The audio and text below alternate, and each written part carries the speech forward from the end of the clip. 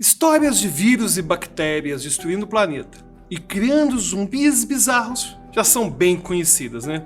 A Volta dos Mortos-Vivos, Madrugada dos Mortos, filmaço, viu? Assiste. Extermínio, Invasão Zumbi, que é aquele coreano, né? Train to Busan.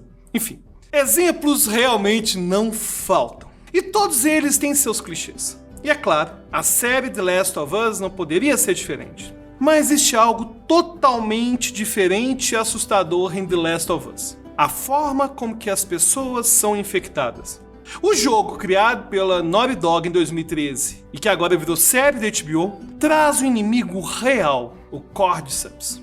Esse fungo entomopatogênico existe na vida real, mas felizmente não infecta seres humanos. Será que existe algum risco de um dia a gente se contaminar por eles e virar zumbis? E quais são os perigos do aquecimento global para o surgimento de novos fungos, bactérias e vírus? Será que todo esse apocalipse mostrado em The Last of Us pode nos atingir? É sobre isso que vamos falar no vídeo de hoje. E caso você não me conheça, eu sou Alberto Delisula e nesse canal falamos de psicologia, neurociência, filosofia e, é claro, de zumbis.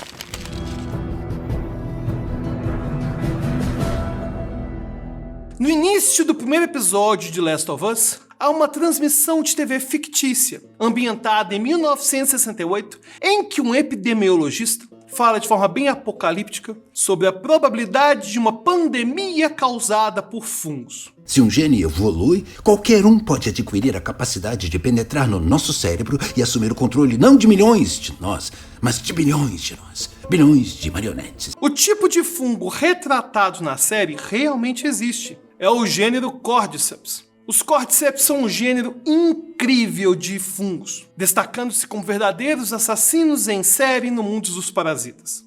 E não existe tratamento, nem preventivo, não há cura, não existe, não é possível nem desenvolver. E se acontecer, nós perdemos.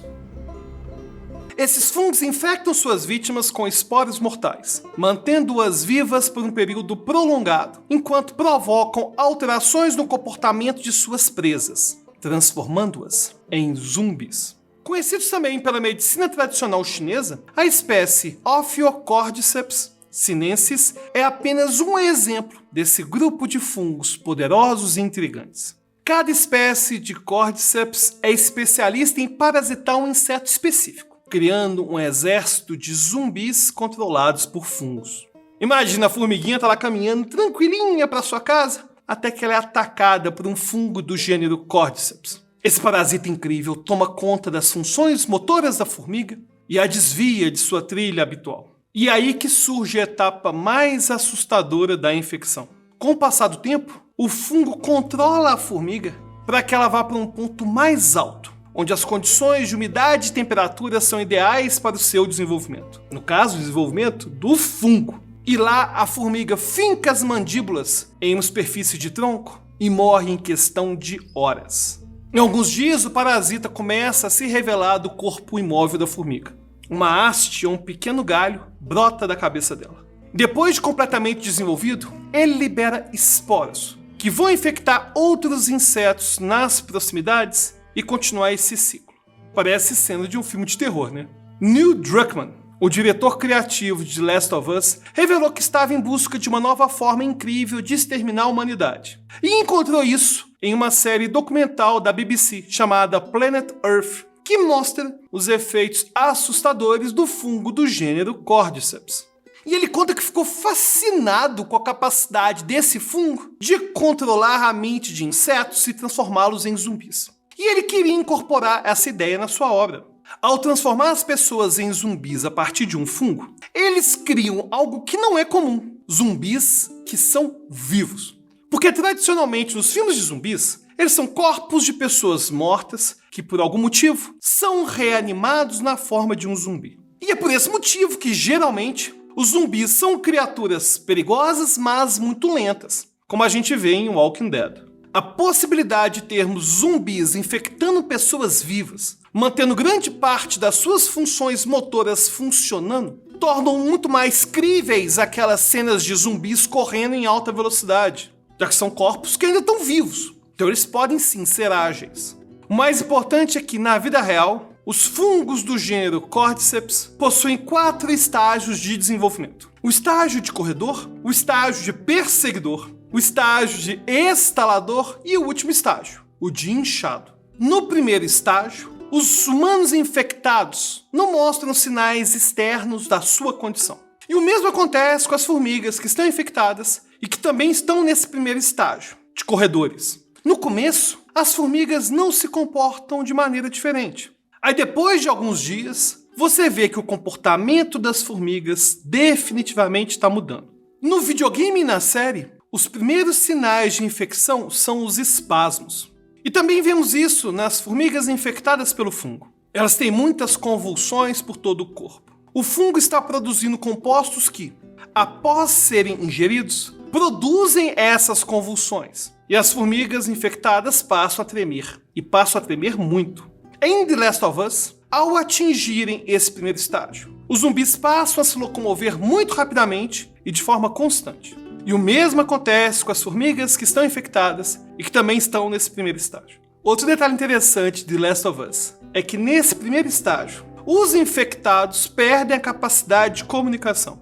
E o mesmo acontece com as formigas contaminadas. Após a infecção, elas não se comunicam mais tão bem com as suas outras companheiras do ninho. E as formigas que estão saudáveis vão perceber isso. As formigas farejam umas às outras com as suas antenas. E o cheiro das formigas infectadas muda e elas passam a cheirar de forma diferente. Ao perceberem a mudança no cheiro, as formigas saudáveis vão matar a formiga infectada e descartar o seu corpo em uma pilha de corpos descartados. E é exatamente dessa maneira que os humanos descartam os corpos das pessoas infectadas. Após certo tempo, os infectados pelo Cordyceps atingem o segundo estágio, que é o de perseguidores. Nessa segunda etapa, a presença do fungo se torna muito mais óbvia e podemos ver o fungo crescendo no corpo dos infectados. E é nesse estágio que os infectados perseguem pessoas saudáveis com o objetivo de contaminá-las.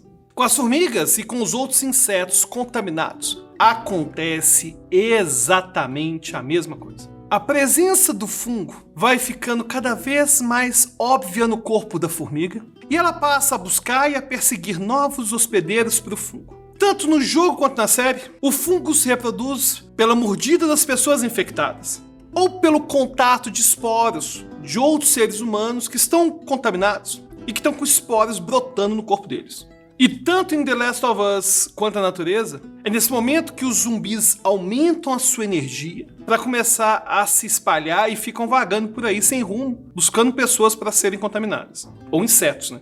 E se você acha que os perseguidores são assustadores, espere até conhecer os instaladores, o terceiro estágio da infecção. Na série, eles são infectados que sobreviveram por 1 ano ou mais e perderam quase toda a sua humanidade.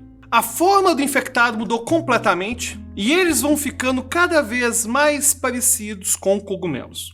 Na série, nesse estágio, os zumbis perderam completamente a capacidade da visão. E por isso, para se locomoverem, eles passam a se utilizar da ecolocalização. A ecolocalização é uma técnica que é utilizada por muitos animais para se orientarem e para localizarem objetos no seu ambiente. E ela funciona pela emissão de ondas ultrassônicas, sons de frequência acima da audição humana, e analisando os ecos dessas ondas que retornam depois de serem refletidas por objetos ou por qualquer coisa que tem no ambiente. Isso permite que os animais criem uma representação interna do ambiente ao seu redor, incluindo a localização de outros animais, alimentos e, é claro, de obstáculos. A ecolocalização é utilizada por animais como morcegos, golfinhos e, é claro, os zumbis de The Last of Us, quando eles atingem esse estágio de instaladores. Na vida real, os insetos também ficam com a sua localização prejudicada e passam a se mover na direção de fontes de luz.